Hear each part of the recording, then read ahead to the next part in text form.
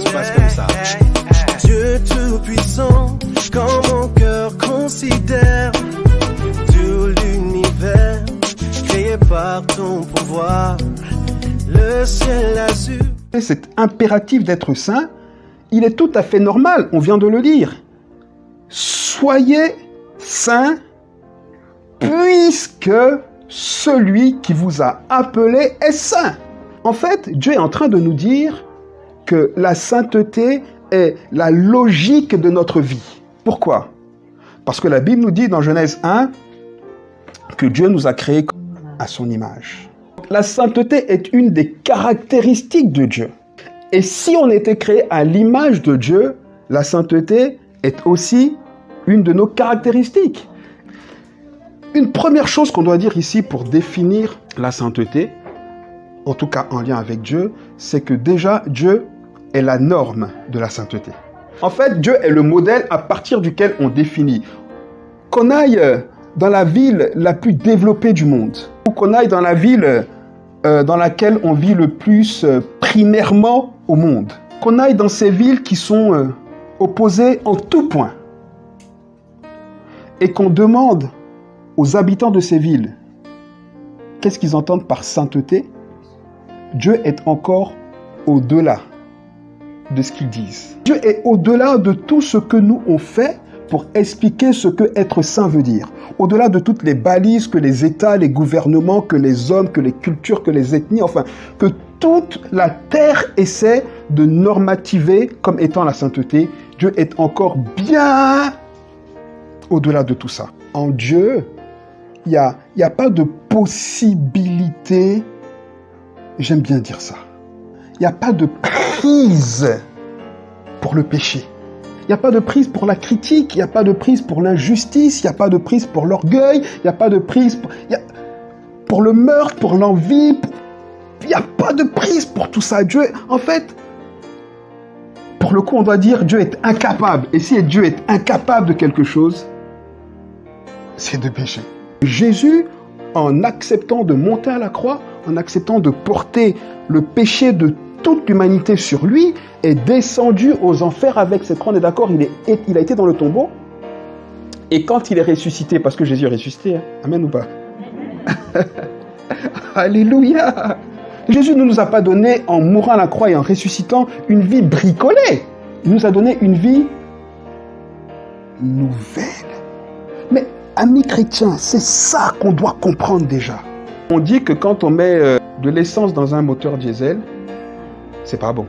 On dit que le véhicule peut tolérer un pourcentage. Mais au-delà de ce pourcentage, qu'est-ce qui se passe? Boum! Un chrétien qui vit comme un incroyant, c'est comme quelqu'un qui a rempli son moteur diesel d'essence. Qu'est-ce qui va se passer? Boum! Paul le dit très bien. Paul dit dans sa lettre aux Galates, mais dans Galates 5, Paul dit que quelqu'un qui vit naturellement dans l'impudicité, dans la dissolution, dans l'impureté, etc., peu importe qu'il confesse le nom de Jésus, Paul dit que si tu vis habituellement dans le péché, ça ne te sert à rien. Parce qu'il ajoute que de telles personnes, elles ne verront même pas le royaume de Dieu. Dieu ne s'attend pas à ce qu'on soit parfait aujourd'hui. Mais un jour on le sera. Alléluia! Mais ce que Dieu attend de nous aujourd'hui, c'est qu'on veille chaque jour à ne pas dépasser la dose de super que notre moteur diesel peut contenir. C'est ça que Dieu appelle « Soyez saints comme je suis saint ». Le problème, c'est qu'aujourd'hui, on a trop de chrétiens qui entrent dans leur vie chrétienne et qui subissent les conséquences de leur vie passée à cause d'une mauvaise image d'eux-mêmes. C'est pas nous qui nous définissons. Peu importe si je me trouve pas grand, trop noir, c'est pas important. Ce qui est important, c'est comment Dieu nous voit. Et le plus grand mensonge du diable de toute éternité, c'est de nous dire que ce qui doit nous définir, c'est nous et les autres. Mais jamais, Dieu ne nous a jamais créés en disant, tu vas te définir toi-même. Alors déjà, il faut avoir une définition propre de nous-mêmes.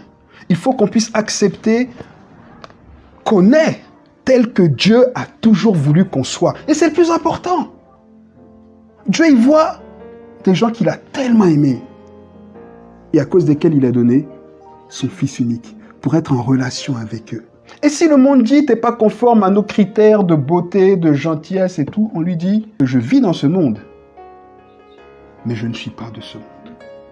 L'auteur de l'Épître aux Hébreux nous dit que nous devons rechercher la sainteté, sans laquelle personne, nul, ne verra Dieu. Il dit, il y a un point de départ. Le point de départ, c'est que nous sommes déjà saints. Et pour être saints, par nature, et c'est pour ça que je dis souvent que quand on est chrétien, notre vie ne change pas. Notre nature change. Mais par contre, on fait des efforts, comme l'auteur de l'Épître aux Hébreux nous dit, pour que nos vies soient transformées. Mais on a déjà le point de départ. Pourquoi? Parce que avant la transformation de Christ Jésus, le péché avait des prises incroyables sur nous. Au-delà d'avoir des prises sur nous, il nous écrasait, c'était notre maître. Maintenant, vous êtes un mur lisse. Il peut venir comme il veut. Le problème, c'est qu'il va... Amen ou pas? Maintenant, il dit, bien que vous soyez un corps lisse, si le péché gicle et gicle et gicle, il peut trouver des failles pour entrer. Pour éviter que ça arrive, prenez soin de votre corps. C'est tout ce que ça veut dire.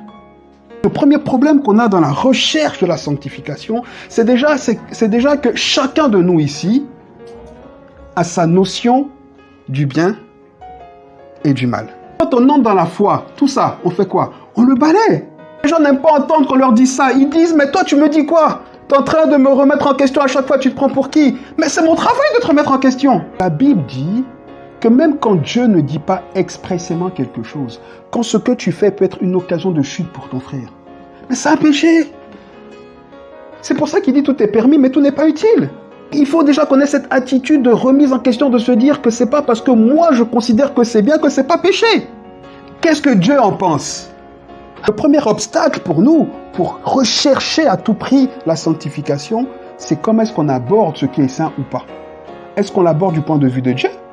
Ou est-ce qu'on l'aborde de notre point de vue? On a grandi avec de telles convictions qui sont ancrées dans notre entendement que quand on met le doigt dessus, on dit mais... Et on est programmé pour vivre dans la sainteté, mais finalement on vit comme des gens qui n'ont jamais rencontré Christ. On vit comme Jacob avant sa rencontre avec Dieu. Jacob, avant sa rencontre avec Dieu, c'est pas le même. C'est d'ailleurs pour cette raison qui doit être notre image que Dieu a changé le nom de Jacob en disant maintenant tu t'appelles Israël, pour montrer que la vie d'avant est complètement passée. Jacob était menteur, trompeur, arnaqueur. Quand il rencontre Dieu, qu'il se confronte à Dieu, qu'il se bat avec lui, c'est la nouvelle naissance. Dieu lui donne une nouvelle vie. Jacob ressort, il n'est plus Jacob, il est Israël, celui qui est le champion de Dieu. Un autre problème, c'est notre orgueil. L'orgueil, en fait, est tellement vicieux. L'orgueil nous rend incapables de nous mettre dans la peau de quelqu'un d'autre. Alors que si on ne peut pas se mettre dans la peau de quelqu'un, on ne peut pas aimer la personne. Parce qu'on est incapable de comprendre ce que vit la personne. Donc on ne peut pas avoir de compassion, on peut pas avoir... C'est impossible. Et quand on est orgueilleux et qu'on vit dans notre piété, dans notre foi avec l'orgueil, on est incapable de voir les choses du point de vue de Dieu. Parce qu'on est toujours fixé sur nous. Nous, on a raison. Nous, on fait bien. On n'a pas envie de se remettre en question. Ou parce qu'on n'en est pas capable. C'est pour ça que Paul dit, dans sa lettre aux Corinthiens, qu'on peut être généreux. On peut aller jusqu'à donner sa vie pour quelqu'un. Mais si on ne le fait pas, par amour, c'est-à-dire motivé, guidé par Dieu et dans l'obéissance, ça ne sert à rien. On est quand même des pécheurs.